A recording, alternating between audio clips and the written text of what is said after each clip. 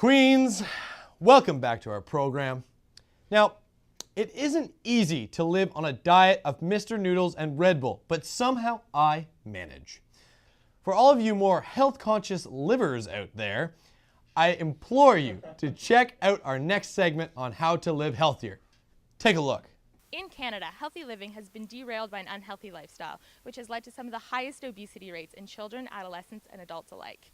University students not only face this national problem, but also have the added stressors of a new environment, academic expectations, and an on-the-go lifestyle. So, are Queen's students in particular making poor choices that can lead to an unhealthy future? And if so, what can be done? What kind of support is available for students to help strike the perfect equilibrium between a hectic lifestyle and a healthy one? The Private Eye investigates.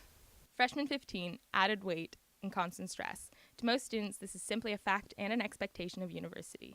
In a recent poll conducted by Student Affairs, only 30% of students felt that their eating habits were healthy, and that same poll indicated that students who didn't exercise regularly were 72% more likely to blame lack of time.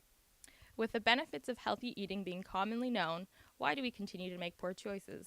Do you girls feel that you need to overeat when you come to the caf because there's so much food here? Not because there's so much food, just because I paid for it, so I feel like I have to eat, $8 worth. I can't come for breakfast and just eat a bagel. How does convenience play into your food choices? It depends on time. It depends on how much time I have. If I have lots of time, I'll come to the caf and get some food. But if I'm short for time, I'll just go grab some food at the Scholar. You have the choices. Like, you can get brown rice, you can always get your protein, you can get your vegetables, and you can get fruit for dessert. But the struggle for balance doesn't just start and stop in first year. Up-year students face a different set of problems once they leave residence. The most prevalent is the freedom of what they sink their teeth into. Do you find you're making healthy choices now for yourself? I think a lot better, except during exams when you go on ice cream run, but yeah. So if you like cooking, it's easier, and if you don't like cooking, it's harder. It is evident university students struggle to maintain a healthy diet, and when you add the fact that Kingston has one of the highest number of restaurants per capita in Canada, the excessive amount of drinking, and the overall stress of school, it can all add up to be a perfect recipe for disaster. But where can students get help? Myself and my colleague Lee Fisher-Goodchild do a lot of the health outreach, so I do a little bit more with healthy lifestyles, so I might see students one-on-one if they're having trouble kind of figuring out how to improve their eating habits or how to be more active, if they're having problems with stress, that sort of thing. And then my colleague does more with the core, kind of meeting with students if they're having problems with kind of substance-related issues. The Pear Health educators today, we're going to get some tips on how to eat healthy. So guys, what are we doing?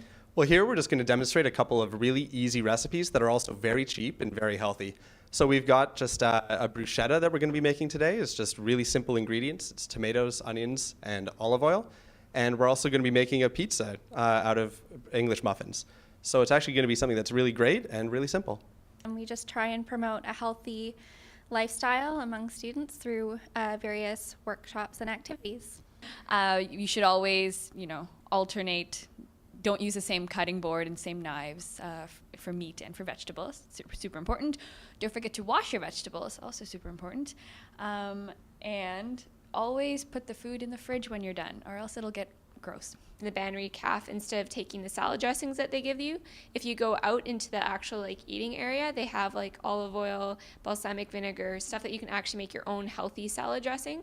So instead of making the same boring macaroni and cheese, you could make English muffin pizza and bruschetta, which is so much healthier and tastes much better.